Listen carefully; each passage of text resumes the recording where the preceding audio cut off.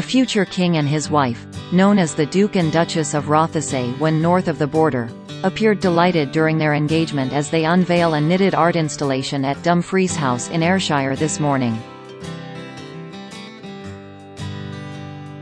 The massive and colourful art piece contains knitted squares coming from countries across the world, including Italy, Tasmania and the US. These knitted squares were sent following a request by the Prince's Foundation as part of its Knitwise initiative.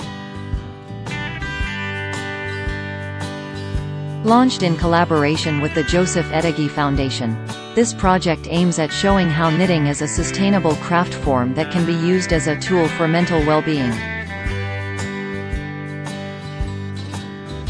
The various squares have been sewn together by staff at the Royals Foundation as well as participants of the charity's textiles programs and prisoners taking part in a rehabilitation initiative. After being unveiled and exposed, the art piece will be dismantled into smaller blankets and donated to various charities.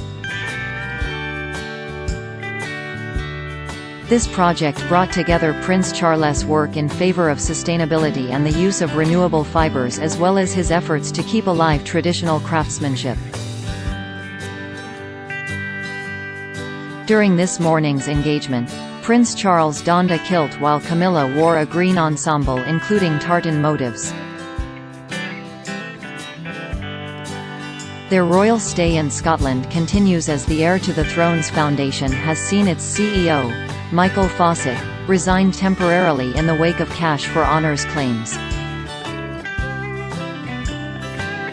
A Clarence House spokesman said, "The Prince of Wales has no knowledge of the alleged offer of honours or British citizenship on the basis of donation to his charities and fully supports the investigation now underway by the Prince's Foundation."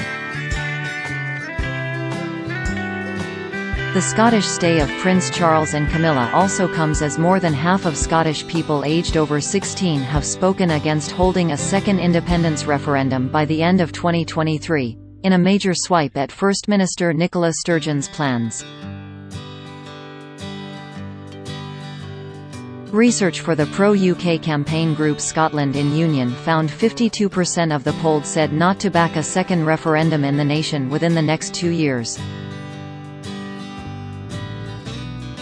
The study also highlighted 38% of the surveyed backed a second poll in the next 24 months, while 10% answered they did not know. The poll was conducted by Survation between August 31 and September 1 on 1,040 Scottish people aged over 16. The Scotland in Union Chief Executive, Pamela Nash, said, "This poll confirms that Nicola Sturgeon is out of touch with the people of Scotland." A majority of voters oppose her plans for a divisive second referendum within the next 2 years, and she should listen to what people are telling her. This poll was unveiled just days after Ms. Sturgeon set out her programme for the Scottish Government, which included planning for a new vote on independence, COVID permitting, before the end of 2023. Announcing the programme for government, Ms. Sturgeon said, "Our democratic mandate to allow people, not politicians, to decide the country's future is beyond question. And at this juncture in history, it is essential that we consider the kind of country we want to be, and how best to secure it." She added, "Crucially, we will ensure that the choice, when it comes, is a fully informed one. To that end, I can confirm that the Scottish Government will now restart work on the detailed prospectus that will guide the decision."